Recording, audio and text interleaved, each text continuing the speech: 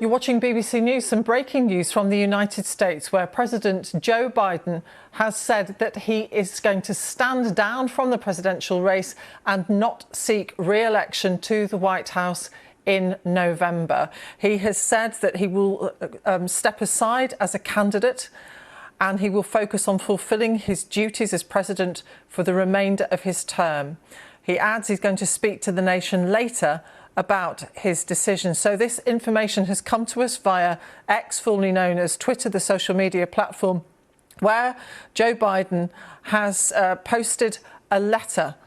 It reads, "My fellow Americans, over the past 3.5 years, we've made great progress as a nation. Today, America has the strongest economy in the world.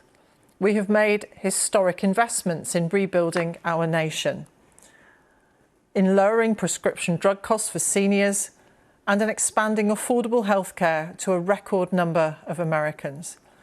We've provided critically needed care to 1 million veterans exposed to toxic substances, passed the first gun safety law in 30 years, appointed the first African-American woman to the Supreme Court, and passed the most significant climate legislation in the history of the world.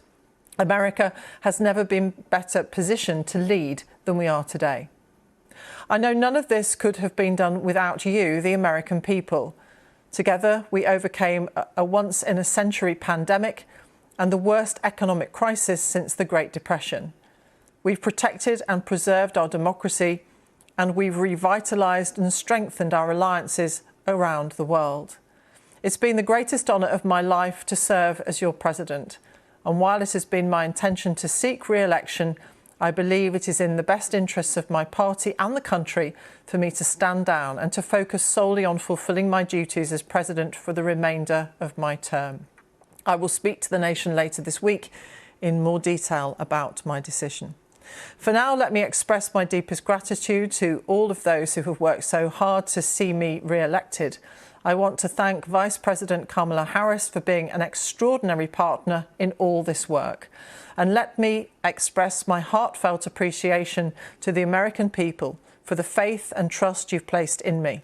I believe today what I always have, that there is nothing America can't do when we do it together. We just have to remember we are the United States of America. So that is the letter that has been posted in the last 10 minutes on X, formerly known as Twitter, the social media platform. And it was only 18 hours ago that on that same social media account, Joe Biden said that this is the most important election of our lifetimes and I will win it. But of course, we've seen over the last few weeks growing amounts of concern that Joe Biden's health isn't good. We know that he's been isolating because he was found to have had COVID, but we were expecting him to return to the campaign trail tomorrow, having been told by his doctor that his health was improving and that he was fit to continue campaigning. But a growing number of Democrats, including senior Democrats, have expressed concern that he is not fit enough to continue in the campaign. Let's speak to our correspondent, David Woodell, who's following this live and developing story. So, David, we found out about it, as is the way in 2024, on social media. Yes, indeed. Not just a tweet in this case, but a whole letter. And I've just been reading through it. You've read some of it on air in recent minutes out in the newsroom. We're dashing to cover this as best as we can for you. Let me just bring you some of the details of the letter. The President, Joe Biden, said today America has the strongest economy in the world.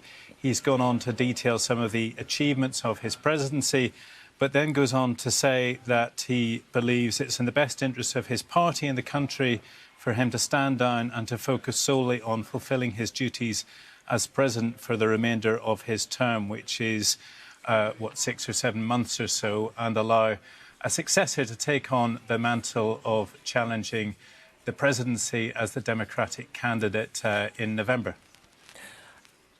The pressure was growing on him, though, wasn't it? Some donors were concerned about whether he was fit to stand.